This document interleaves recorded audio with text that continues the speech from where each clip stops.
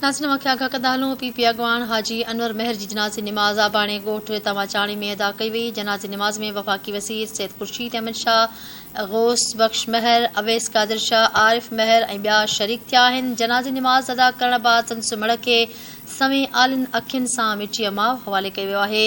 अॻूणो MPA हाजी अनवर ख़ान महर गुज़िरियल राति कराची जी अस्पताल में लाॾाणो करे वियो हुयो। अव्हांखे अफ़सोसनाक ख़बर बाबति अपडेट पिया कयूं। हाजी अनवर ख़ान महर 2018 खां 2013 ताईं सूबाई असेंबली जो मेंबर रही चुको आहे। संदसि लाॾाणे ते पीपल्स पार्टी पारां हिकु ॾींहुं सोग जो पिणु ऐलान कयो वियो आहे। आगाह कयूं पिया। पीपी अॻवान हाजी अनवर महर जी जनाज़े निमाज़ आबाणे ॻोठ तमाचाणी में अदा कई वई आहे। जनाज़े जी निमाज़ में वफ़ाक़ी वज़ीर सैयद खुर्शीद अहमद शाह, गौस बख्श महर, अवैस कादिर शाह, आरिफ महर ऐं ॿिया शरीक थिया आहिनि। जनाज़े निमाज़ अदा करण बाद संदसि मिड़ खे सवें आलिन अखियुनि सां मिटीअ मां हवाले कयो वियो आहे। अॻूणो MPA हाजी अनवर ख़ान महर गुज़िरियल राति कराची जी अस्पताल में लाॾाणो करे वियो हुयो।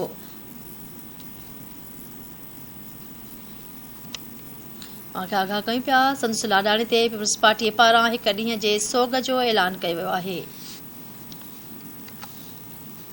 पीपी अॻवान हाजी अनवर महर जी जनाज़े निमाज़ आबाणे ॻोठ तमाचाणी में अदा कई वई।